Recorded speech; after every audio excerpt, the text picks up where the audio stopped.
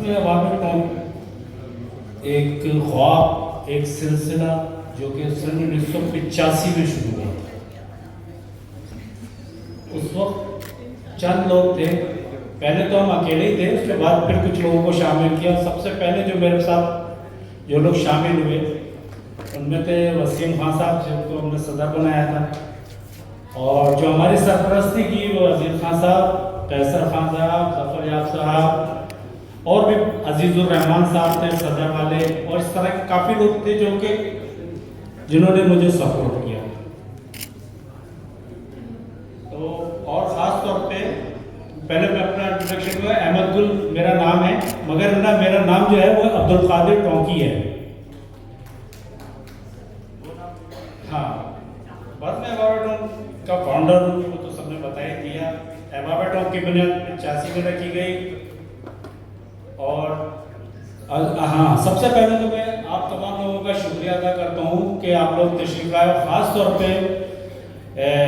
Arts council کی جو committee ہے اس کا میں بہت ممنون مشکور ہوں کہ ان لوگوں نے ہمیں یہ فیسلٹیز فراہم کی اور ہم اتنا اچھا ایونٹ کر سکے، اور انشاءاللہ آئندہ بھی جو اس طرح کے کام کرتے رہیں گے، اور اگر ان لوگوں کی سرپرستی ہمیں ملتی رہے گی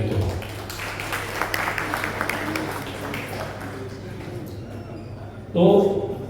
اب سلسلہ یہ ہے کہ کوئی بھی تنظیم چلانے کے لیے ہمیں لوگوں کے ساتھ ساتھ فائنانس کا بھی مسئلے ہوتے ہیں، وہ اس کا کرنا ہوتا ہے۔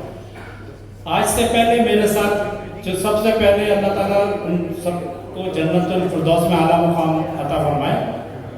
ڈاکٹر فیض محمد خان صاحب کا ذکر کروں گا۔ میں ہر جگہ جب بھی کوئی مضمون لکھتا ہوں، جو بھی کچھ لکھتا ہوں، اس میں ان کا سب سے پہلے ذکر کرتا ہوں کہ میں نے ایسے محبت کرنے والا شخص نہیں دیکھا۔ اس کے بعد ڈاکٹر عبدالوہاب صاحب اور کیا نام ہے اپنے انیس الرحمان صاحب، اللہ تعالیٰ ان کو صحت دے، انہوں نے اتنے ایسے ایونٹس میرے کروائے ہیں جو مجھے صرف کھانے کے انتظام یا اوپر کے انتظام کرنے پڑتے تھے، وہ کھانے کا انتظام سارا ڈاکٹر فیض محمد خان صاحب کرتے تھے، اور وہ کہتے تھے کسی کو بتانا نہیں، مگر میں آج میں بتا رہا ہوں، چونکہ وہ اب نہیں ہے ہم میں، کہ وہ ہر طرح کی تعاون کرتے تھے، اور الحمدللہ ان لوگوں کی کوششیں اور محبتوں سے ہم نے بہت بڑے بڑے پروگرام کرائے ہیں، جو کہ ریکارڈ میں بھی ہیں، اور ہمارے پاس ویڈیوز بھی اس کی ابھی بھی پڑی ہوئی ہیں۔ اور ڈاکٹر عبدالوہاب صاحب نے ہمیں آئی بی ایسے ہم کرتے تھے جیسے ہمارے ابا کا ابھی ہے، ہم جب چاہتے تھے اور جا کے وہاں پہ پروگرام کرتے تھے۔ اسی طرح انیس صاحب کا بھی یہ تھا کہ جب ان سے کہتے ہیں کہ انیس صاحب ہمیں جو ہے نا ہال چاہیے، النساء صادقین، بڑے بڑے جو ہل ٹاپ لان اور اس طرح کے جو ہے نا بہت سارے انہوں نے ہم نے ان کے ساتھ ایونٹس کیے۔